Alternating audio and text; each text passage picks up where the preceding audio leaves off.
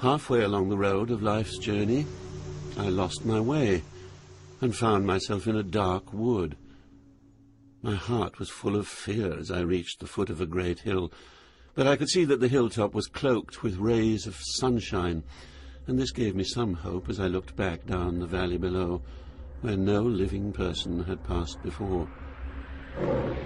As I started to climb the hill, a leopard, light and lithe, appeared before me and would not let me pass. And then a lion, then a she-wolf, scrawny and mean.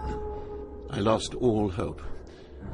As I rushed back down the slopes, a man appeared before me. What man are you? I am not a man, though I used to be one. I was a poet. I wrote the story of Aeneas. Virgil. Why are you returning to the world of suffering? Why are you not climbing the wondrous mountain, the reason of all joy?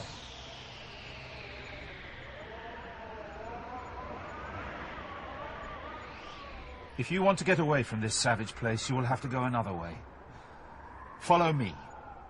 I will be your guide and lead you out of here through an eternal place. But you will hear the shrieks of men without hope. You will see spirits in such pain that they call out loud for a second death.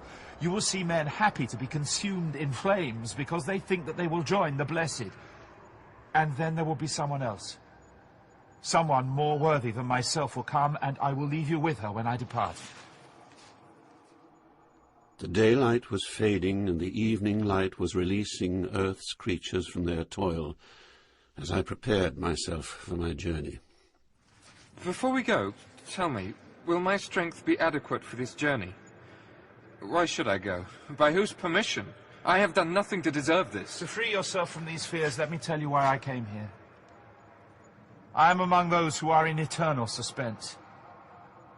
A lady whose eyes shone brighter than the morning star came and spoke to me with the voice of an angel. I have a friend who is in difficulty on a bleak hillside. He is so overcome with fear that he has turned back. Go and assist him with whatever is necessary for his escape. Help him and bring consolation to me. I am Beatrice. It is love which makes me speak as I do. When she said this to me, her eyes shone with tears and she turned away. And so I came to you as she commanded and took you away from the wild beasts. So, be bold. It's time for us to go. As little flowers which on a frosty night droop and shut tight, and then when the sun shines on them stand tall upon their stalks, so I recovered from my failing strength. My heart was now filled with courage. Let us now go, for a single will informs us both. You will be my guide, my master, and my lord. He departed, and I followed him into the deep and thorny way. I am the gate of hell. Through me you pass into a city of desolation. Through me, you pass into a place of endless pain. Through me, you pass into a company of lost souls. Once, there was nothing that was created except eternal things. I am an eternal thing. Abandon all hope if you pass through me. From here you must renounce all fear and embrace all risks. We have come to the place in which you will find those for whom there is only grief. Virgil put his hand onto mine and smiled, and this gave me strength as he led me into the dark place. There I heard sighings, complaints, and howlings echoing in a sky without stars, a cacophony of languages, deformities of speech, words which were pain itself laced with anger, deep, hoarse voices and hands which clapped in a tumult like in a perpetual sandstorm. are these people so crushed with pain? They are the band of angels who knew not to side with God or to rebel against him. They are without the hope of death. Mercy and justice treat them with contempt.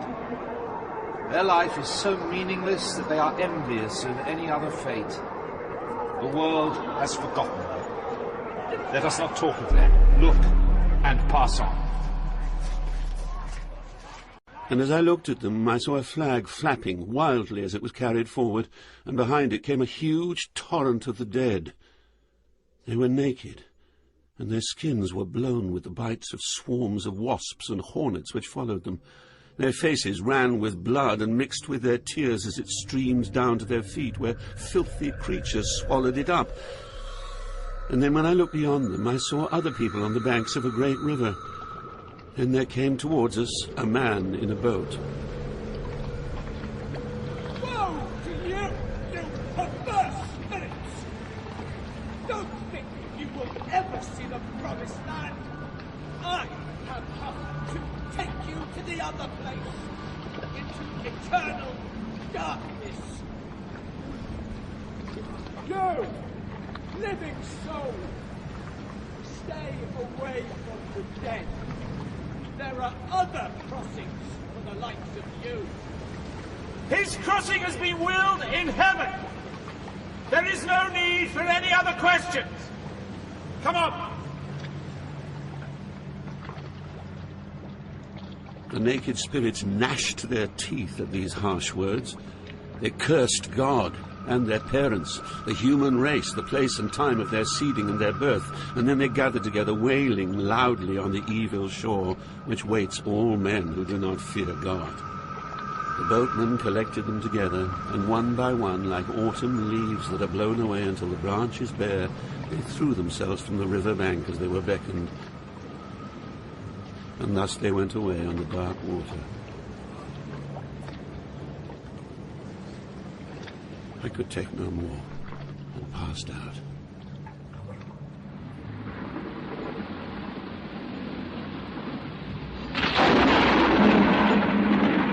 A mighty thunderclap broke my deep slumber, and I looked around to see where I was.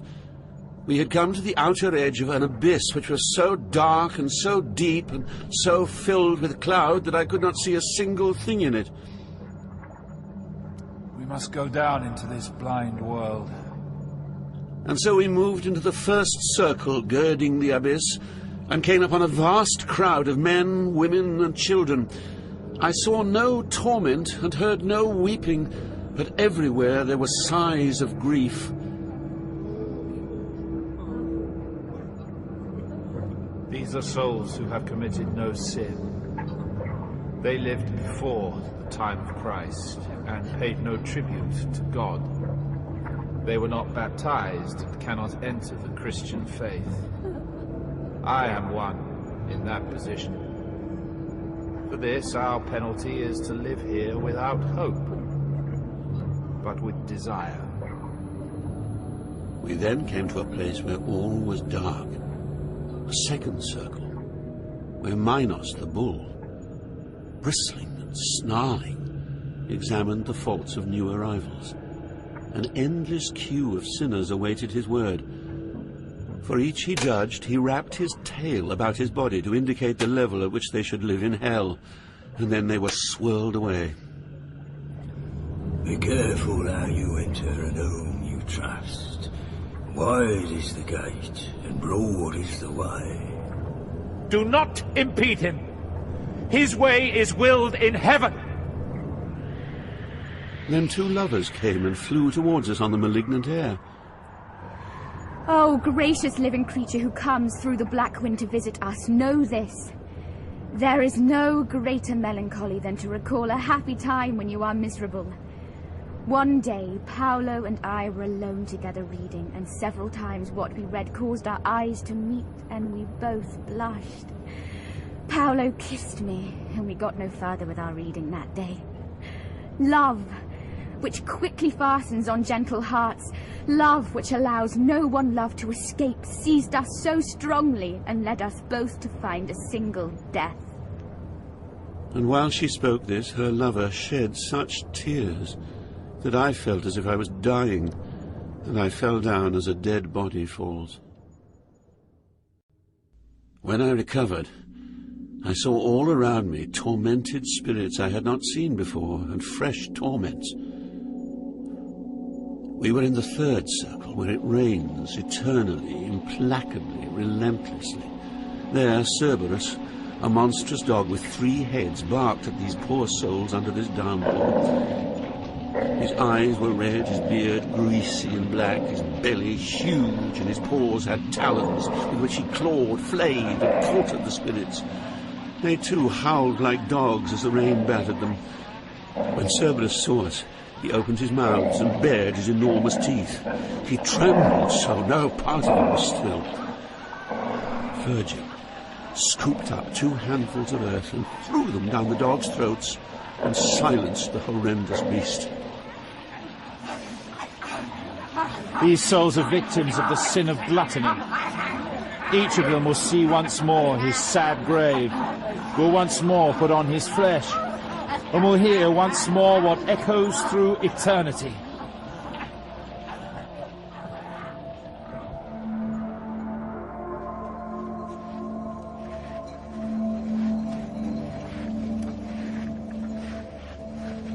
And then we went down into the 4th pit. Here I saw people rolling great weights with their chests. As they collided, they turned around and rolled away again. They flowed around opposite arcs of the dark circle, only to meet again on the far side.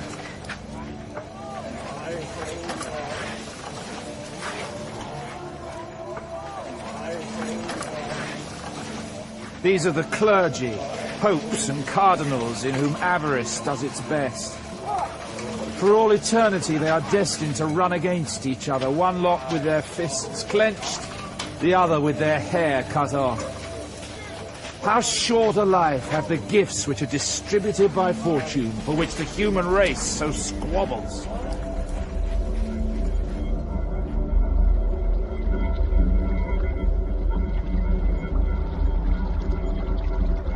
We followed a stream which led into a marsh called Styx. There I saw people naked and covered in mud, and with terrible anger in their faces. They were hitting each other, tearing each other apart, piece by piece. The spirits of those who were overpowered by anger. Underneath the water there are souls sighing. It is they who make the water bubble on the surface. They gurgle a hymn in their throats, but cannot get the words out.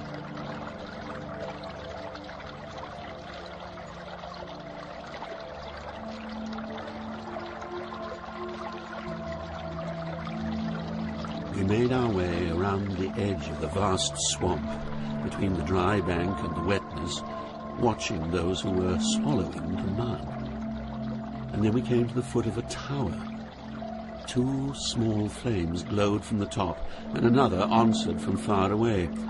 I saw a small boat with a crew of 1 advancing swiftly over the water in our direction. Your shouts are wasted! You will only have us for as long as it takes to cross this marsh!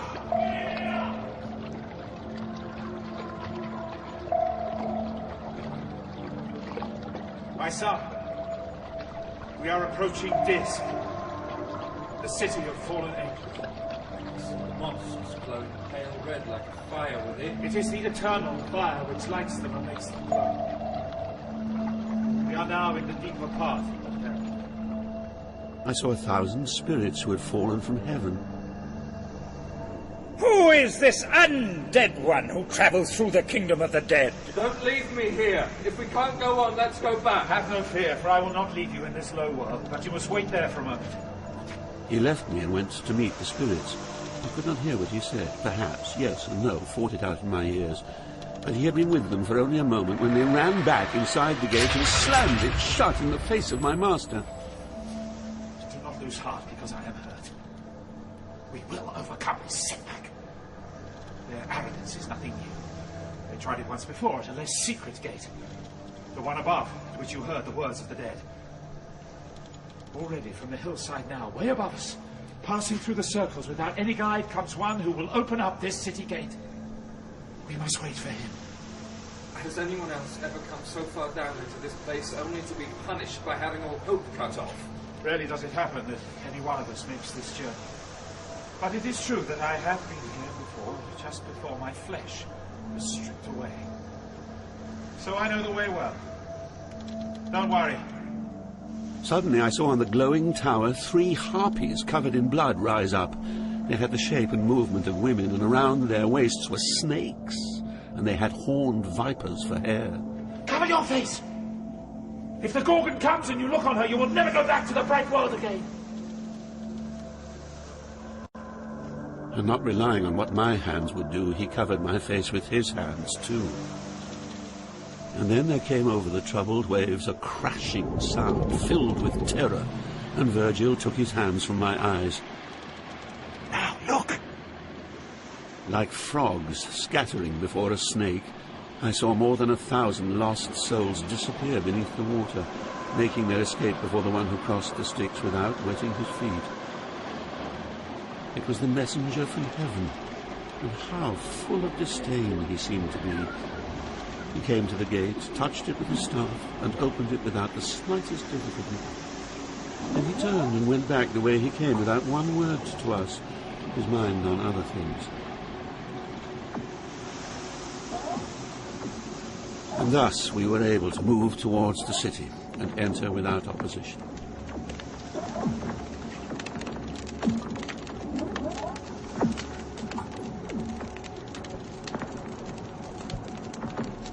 As we walked through the burning city, a voice spoke. Hey, you! You who swoops through the flames and speaks with such elegance. Be so kind to stop a moment. I came to his smouldering tomb, and he looked at me contemptuously. Down here, we see like those with long vision. They who only see what's at a distance. We have no view of the present. When things occur, our minds remain blank, and were it not for others, we would know nothing of your living state. All our knowledge will be completely useless when the door to the future is closed forever. You see? Be sure to remember those words you heard spoken against yourself. Yes.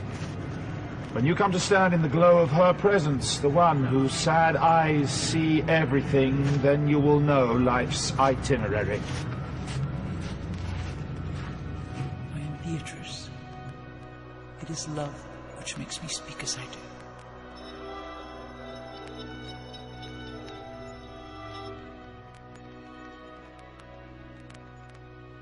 As we reached the top of a deep abyss, the stench in the air became unbearable, and we had to turn away.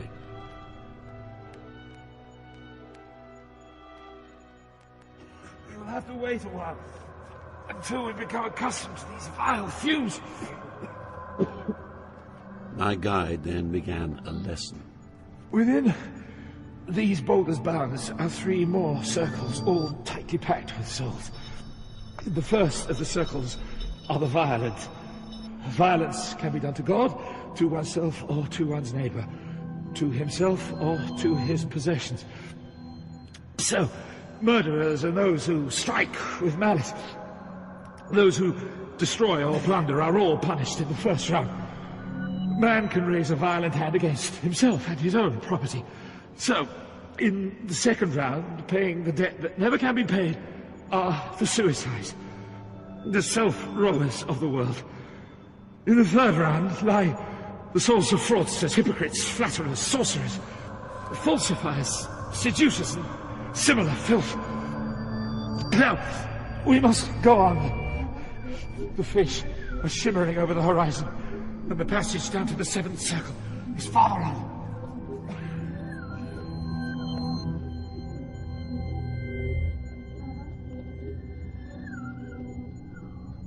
Look, down the valley. You can just see the river of blood that boils the souls of those who violently injured others. I saw a broad river, curved like a bow that covered a wide, flat plain. And then, suddenly, towards us came a troop of centaurs, galloping in single file, armed with bows and arrows. Seeing us, they suddenly stopped, and 3 split away and came towards us, their bows ready primed. You there! What torture do you seek? Speak where you stand, or else I'll draw my bow. These centaurs gallop by the thousand around the dead, shooting at any brave soul who emerges above the level of his guilt. Have you noticed how the one behind moves everything he touches? A dead man's foot would not do that. He indeed is alive, and so alone, that I must lead him through this dismal valley. Now, in the name of that power by which I move my steps along so difficult a road, give us one of your troop to be our guide, and take us to the ford, and there carry this one over, for he is not a spirit and cannot fly.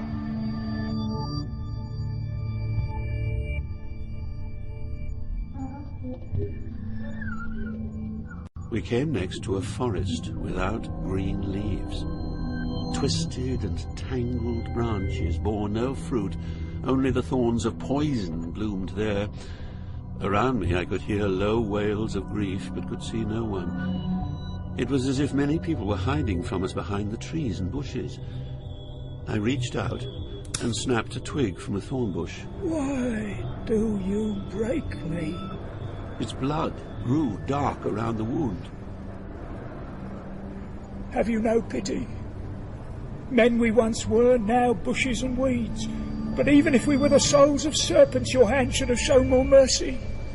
Like a green log burning at one end and spluttering sap at the other, the broken branch poured out a pus of words and blood. I let it fall from my hand and stood there, stiff with fear. When a tormented soul rips itself from the body, Minos sends it down to the 7th hole and it drops into this wood. There we germinate and spring into a sapling and then into a tree. The harpies, feasting on our leaves, create our pain, and for this pain an outlet. We return to claim our bodies, but never to wear them again. For it is not for a man to have again what once he cast off. We drag them here, and all along this mournful forest our bodies hang for eternity, each one on a thorn of its own tormented shadow. When we reached the edge of the wood, we encountered God's justice at its most dreadful. It was an arid wasteland of burning sand. Nothing grew there, and the forest edge where we stood ringed it like a wreath. There were herds of naked souls, all of them weeping. Each herd seemed to have been assigned a different penalty. A few lay flat on their backs, wailing in pain. Others sat hunched up, whilst many others wandered round and round, never stopping, and over all of them fell like snowflakes petals of fire, which kindled the sand like tinder under flint sparks and increased their torment. Without a moment's rest, a rhythmic dance of wretched hands, this side, that side, brushed aside the freshly fallen flames. Except the hands of one. I was once alive, I still am dead. Your pride does not leave you. Your pain will continue. Your endless torment is simply your endless rage. Now, we must go on. Follow me closely. Our road does not burn, and all the flames above us are extinguished. As we made our way along the pathway which led us over the plain of burning sand, we saw hordes of souls hurrying towards us. Each of them looked us up and down as some men look at other men at night when the moon is new. One reached out his arm to me, and straining my eyes, I could just make him out through the crust of burnt features. What are you doing here before your rightful days are done? And who is this showing you the way? Up there, in the bright living life, I lost my way. This spirit appeared to me just as I was about to turn back, and by this road he guides me home. Follow your star, and you cannot fail to reach your goal. But beware, there are those who will become your enemy. They are envious men, proud and avaricious, You must not let their ways contaminate you. Your destiny is greatness. But they will seek to devour you. I shall note well what you have told me and save it, along with another text, to show a lady who will interpret it, if I can reach her. He listens well, who notes well what he hears. We had not gone far before the sound of water became so loud that when we spoke we hardly heard each other. Down a rocky precipice we saw tainted water falling with a sound which deafened us. I was wearing a cord fastened around my waist. My master indicated me to remove it. Taking it from me, he flung it into the depths of the pit. It is always better to hold one's tongue than to speak a truth which will not be believed, but I cannot keep quiet. I saw a figure swimming up through the murky air like one returning from diving to release a deep-sunk anchor. Behold the beast with the pointed tail! The one that makes the whole world stink! Its face was that of any honest man. It shone with such a look of benediction, but the rest of him was serpentine. He sat squatting half on land, and in the void he swung his tail, twitching and twisting the venomous fork whose tip was armed like a scorpion. I noticed a little further on some people crouched in the sand close to this edge of emptiness. Pain was bursting from their eyes, and their hands went frantically up and down, protecting themselves first from the falling flames, then from the burning sands, and around each money-lender's neck hung a pouch, and each of them could only gaze on the pouches of the others. I turned my back on these frustrated souls and returned to find my guide already seated on the back of the beast. Get on in front! I will ride behind, to be between you and his dangerous tail. A fear like the shivers that signal the onset of a fever trembled through my body as I squirmed onto those enormous shoulders. Then, just like a boat slipping away from the shore, with his paws gathering the air before him and his tail waving like an eel behind, he eased into space. He moved slowly, swimming down an invisible spiral pathway. Beneath us I could hear a whirlpool roar, and I stretched out to look below. But leaning made me more afraid, for I heard loud moaning there and could see flames. And then I became aware that the walls of the void were closing in on every side, and the beast was bringing us to the bottom of the jagged cliff. And when he tipped our bodies off his back, he shot off like a shaft loosed from a bowstring. We were in the part of hell called Malbolge. Iron ore shines from the walls that surround it, and in the centre there is a deep, wide well, of which I will tell later. Between the wall and the well I saw the land divided into 10 concentric trenches, like moats defending a castle, each an evil place linked by an arching bridge leading to the well. 2 files of naked souls walked in the first trench, one coming towards us, the other going in the opposite way. I saw horned devils with vicious whips who lashed the backs of the shades with cruel delight and made them skip and lift their heels. The second trench was lined with a brown mire that coated the shades and stuck to them like glue, and the stench was terrible. These souls were covered in shit, and the shit was so thick I could not tell priest from layman. I think we've had enough of this, Moat. Let's go on. In the third trench we found the dwellings of scum who sought to sell the favours of religious office. Their feet poked out from holes in the rock, but their body was stuck inside. The soles of their feet were licked by flames, and their legs twitched with frenzy enough to break a chain. Is that you, Boniface? Here already? Are you done with all that wealth so guilefully taken? Quick! Tell him you are not the one he thinks you are. And so I did. The spirit heard and twisted both feet, then with a grieving, tearful voice said, I was Pope Nicholas III, who pocketed the wealth that pocketed me here. Beneath my head, squeezed into these fissures in the rock, are all the others who came before me, all sinners in simony. In my turn, I shall join the rest below as soon as he comes, the one I thought you were. And soon after shall come another from the west, a lawless shepherd, one whose fouler deeds will make a fitting cover for us both. And his feet kicked out fiercely in anger, but perhaps it was just his conscience gnawing him.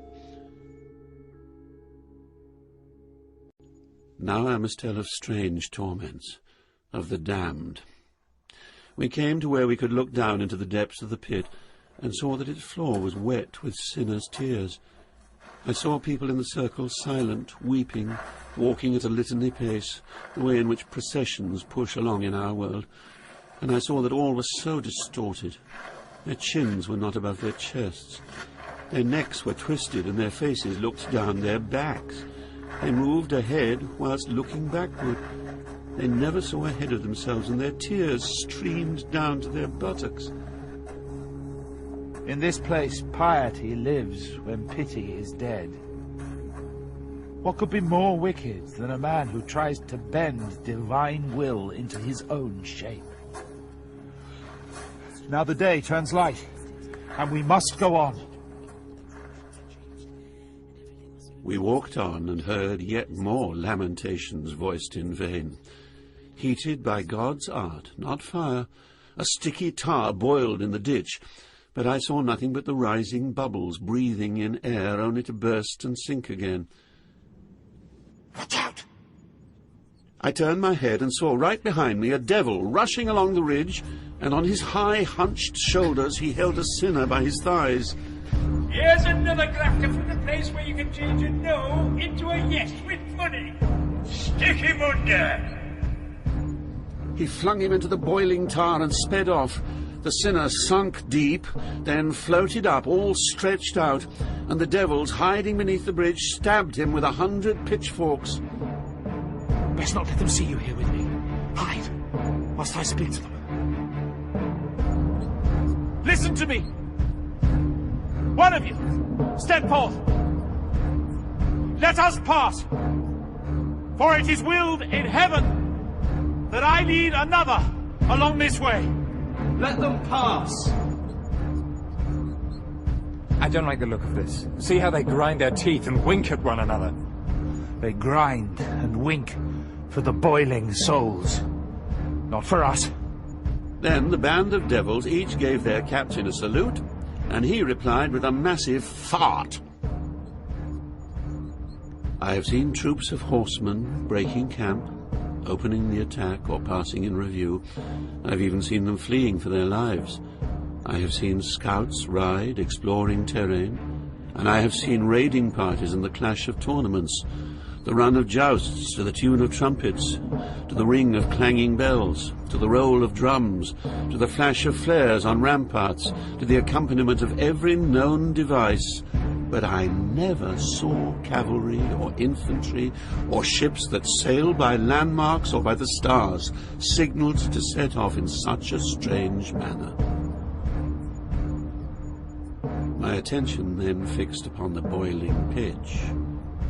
Much like dolphins that surface with backs arched to warn all men at sea to rig their sails for stormy seas ahead, so now and again a sinner's back would surface in order to ease his pain, and then dive back to hide as quick as lightning strikes. In silence, all alone, without an escort, we moved along, one behind the other, like minor friars bent upon a journey. I felt my skin begin to tighten. I was so afraid, and I kept looking back. Master, the mallet branch is still on our tail! My guide caught hold of me like a mother grabs her child, and over the edge and down a stony bank he slid on his back, clasping me to his chest. His feet had hardly touched the bottom when there they were, 10 of them above us. But now there was no need to fear. The high providence that willed them to be masters of the 5th trench also willed them powerless to leave that realm. And then, down there, we found a painted people, slow-motioned. Step by step they walked their round, in tears and wasted by fatigue. All were wearing cloaks with hoods pulled low, covering their eyes, dazzling, gilded cloaks outside, but inside they were lined with lead. You witness a congregation of sullen hypocrites. Master, I hear sounds I can't understand. We went down into the next circle, and there I saw a terrible confusion of serpents. And in this bitter and cruel abundance, the souls of thieves ran terrified and naked, hopeless of finding shelter. Their hands were tied behind their backs with serpents which pushed their tails and heads between their legs and coiled in knots around their sexual parts. Then a serpent shot out at a thief passing by us and bit him where the neck joins the shoulder. The sinner flared up, burned, and turned into a heap of crumbling ash. And then his scattered ashes began to come together on their own and resumed the form they had before. Suddenly, another serpent with 6 legs shot up and hooked one of the thieves with all its feet. Its middle feet grasped the wretch's stomach, the front ones held his arms, then pierced him first through one cheek and then the other. The serpent then spread its hind legs around both thighs, stuck its tail between the sinner's legs, and slid it tight up against his back. Both then started melting like hot wax and began to fuse. 2 heads merged to become one, features flowed and blended into one face, and both were lost in one another. 2 arms of each were 4 blurred strips of flesh, and then the stomach and chest sprouted limbs that human eyes have never seen. And then it slinked off slowly. Thus I saw the cargo of the 7th trench exchange and interchange themselves. We carried on our solitary way down steps where our feet could not advance without the help of our hands. I know I grieved then, and now again I grieve when I remember what I saw. Within those moving fires there are souls of goaders concealed, each one swathed in his burning punishment. Lacking any outlet from which to escape, the pitiful words of the burning soul inside the flame became the fire's language.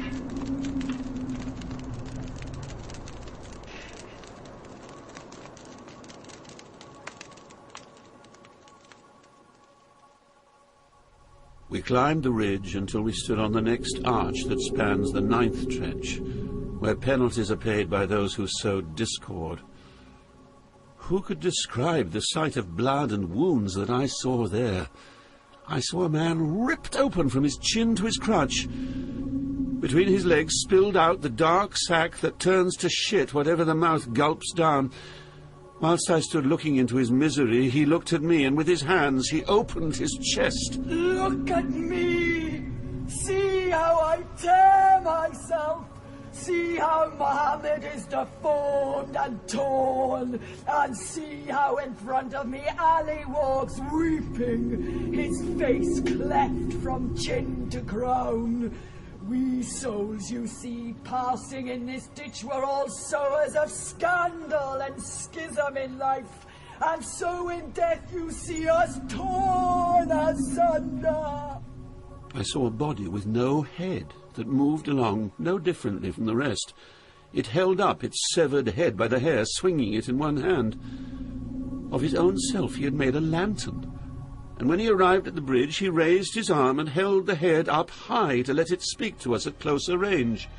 You there, still breathing, looking at the dead. See my monstrous punishment. Father and son I set against each other. Because I cut the bonds of those so joined, I now bear my head cut off from its source of life. In me you see the perfect contrapasso. Having come to stand above the final trench of the Malbolge, we saw all spread out its congregation. Weird shrieks of lamentation pierced through me like arrows whose tips are barbed with pity, and my hands covered my ears. Imagine all the sick in all the hospitals between the months of July and September, crammed all together in one ditch. Such was the misery here, and such a stench poured out as comes from flesh decaying. Some sprawled out on others' bodies. Some on others' backs, some on hands and knees, dragged themselves along that squalid gallery. I saw souls blotched from head to foot with scabs that dug and dug into their flesh, crazy to ease the itching that can never find relief. I then saw two naked shades, white with rage, running and snapping crazily at all things in sight, like pigs, directionless, broken from their pen. That one's a rabbit. He treats us all that way. And the other is a shade who sinned in love, pretending that her body was another's. The pair left. And then I saw a shade shaped like a lute. Bloating dropsy forced him to keep his parched lips open wide. Oh, you who bear no punishment at all within this world of sorrow, pause here and look on my misery. In life, I had all that I could desire, and now, alas, I crave a mere drop of water. The streams that flow from green hills forever flow before me, haunting me, and their image leaves me more thirsty than the sickness that has dried my shriveled face. Who are those two poor souls lying there, steaming like wet hands in wintertime? When I was bored into this ditch, I found them here, and they haven't moved since then. I doubt they'll move again through all eternity.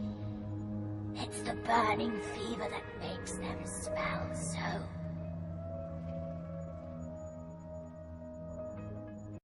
Turning our backs on that trench of misery, we walked on, in dead silence. It was less than night and less than day. Then I heard the blast of a horn, and saw what seemed to be high clusters of towers. Master, what city lies ahead? Be prepared for a strange truth. These are not towers. They be giants. I made out a face, the shoulders, the chest, and down two sides, two great arms. Nature did well to break the mold that shaped men like these. For should intellect be joined with such physical power, all mortal men would surely tremble. He is Nimrod, whose stupidity caused the world to no longer speak with one tongue. Let's not waste time with him. He cannot understand us, nor we him. Let us go toward Antaeus.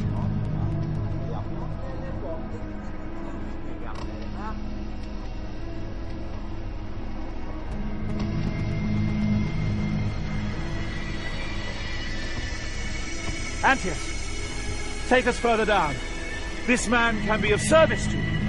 He will spread your reputation in the living world, for he still lives and has a long life before him. The giant stretched out his arm and grasped my master.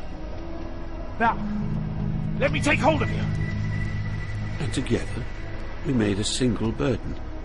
The stooping giant lowered us down further into a deep pit, and then flung himself up as tall as a ship's mast.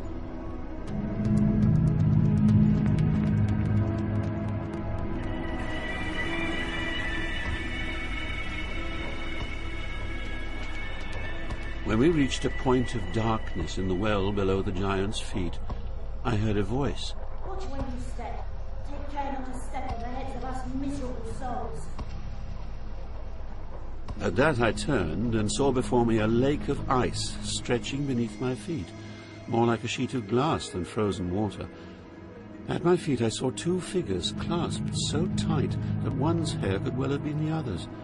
Both stretched their necks, and their eyes, which before had only been glazed, now dripped tears down to their lips, and the cold froze their tears between them, locking the pair more tightly. Then, further on, I saw 1,000 dog-like faces, purple from the cold. By fate or by chance, or willfully perhaps, my foot kicked hard against one of those faces. Why are you kicking me? Who do you think you are? you that insults another? Who do you think you are? Kicking people in the face? No living man can kick so hard. I am a living man. Well, fuck off! We went on. We moved ahead, to where the frozen water wraps in harsh wrinkles another sinful race. Here weeping put an end to weeping, and grief which finds no outlet from the eyes had turned inward to intensify the anguish. I saw shades whose tears had knotted into a cluster and like a visor filled the hollow pit around their eyes.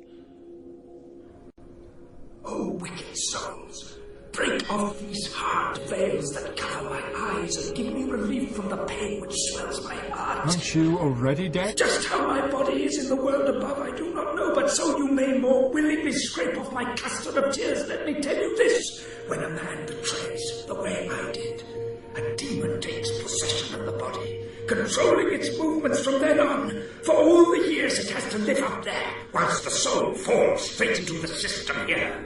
Now give me your hand, the hand you promised. Open my eyes! I did not open them. To be mean to him was a generous reward.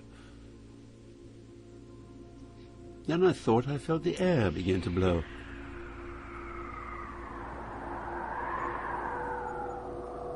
Soon you will be where your eyes will see what keeps this wind in motion. See! The banner of the king advances. Look ahead and see if you can make him out. This is he! This is the king of Dis. This is the place that calls for all the courage you have in you.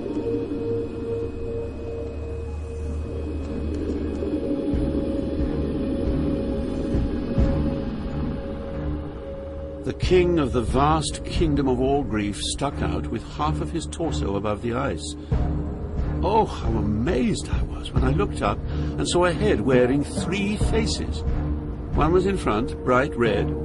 The other 2 attached themselves to the first, just above the middle of each shoulder, and at the crown all 3 were joined as one. Beneath each face 2 mighty wings stretched out, not feathered wings, but rather those a bat would have. In each mouth he chewed a sinner.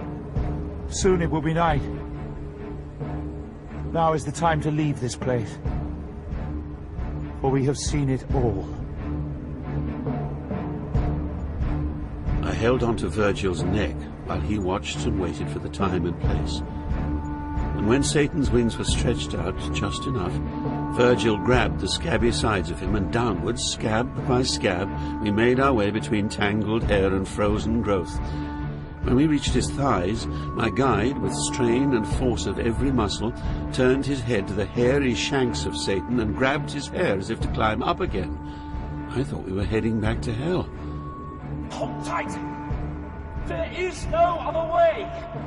Only by such stairs can we leave behind the evil we have seen.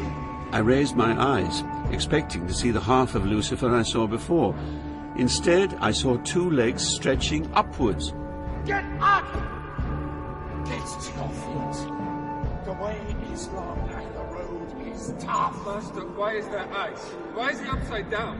And why in so short a time the night is day? You think we are still on the other side?